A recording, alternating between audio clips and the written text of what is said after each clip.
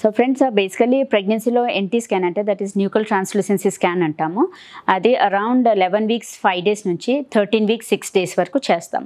So ఈ స్కాన్తో ఏంటంటే మనకు చాలా అడ్వాంటేజెస్ ఉంటాయి. అంటే మోస్ట్ ఇంపార్టెంట్ ఏంటంటే మనకు బేబీది మెడపొర ఎలా ఉంది అంటే న్యూకల్ థిక్నెస్ ఎట్లా ఉంది అనేది మెజర్మెంట్ చేస్తాం. సో అది నార్మల్గా ఉంటే most of the times baby నార్మల్గానే ఉంటారు. అంటే లైక్ అనమలీస్ కానీ మెంటల్ రిటార్డేషన్ కానీ అవన్నీ ఉండే ఛాన్సెస్ ఉండదు. అదే ఒకవేళ న్యూకల్ ట్రాన్స్లూసెన్సీ అంటే ఎన్టీ థిక్నెస్ ఎక్కువగా ఉంటే మాత్రము మనకు ఛాన్సెస్ ఆఫ్ డౌన్ సిండ్రోమ్ ఉండే ఛాన్సెస్ ఉంటాయి. సో అదొక ప్రిడిక్షన్ అన్నట్టు. అండ్ దాంతోపాటు ఏంటంటే ఎన్టీ స్కాన్లో మనకు బ్రెయిన్కి సంబంధించి స్పైనల్ కార్డ్ వెన్నెముకకు సంబంధించి ఏమైనా డిఫెక్ట్స్ ఉంటే కూడా మనకు ఈజీగా తెలిసిపోతుంది.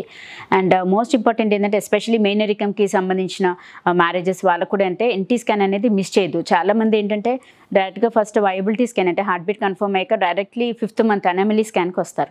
అలా కాకుండా మనకు మధ్యలో ఎన్టీ స్కాన్ కూడా చాలా ఇంపార్టెంట్. అంటే ఏదైనా ఉంటే లైక్ బ్రెయిన్ డిఫెక్ట్స్ కానీ స్పైనల్ కార్డ్ డిఫెక్ట్స్ ఉంటే మాత్రం ఎన్టీ స్కాన్లో ఈజీగా పికప్ అయిపోతాయి. ఉమ్మినీరు అంటే బేబీ చుట్టూరున ఉమ్మినీరు ఎలా ఉందనేది తెలుసుకుంటాము. ప్లాసెంటల్ లోకలైజేషన్ బికాస్ ఈ ప్లాసెంటా ఏర్పడేది ఆల్మోస్ట్ 3rd మంత్ ఎండింగ్లో ఏర్పడుతుంది.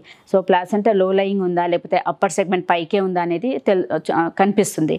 అండ్ లో లయింగ్ ప్లాసెంటా అంటే మాయ ఒకవేళ కిందికి ఉంటే మీరు తీసుకోవాల్సిన జాగ్రత్తలు ఏంటి అనేది కూడా మనం చెప్పగలుగుతాం.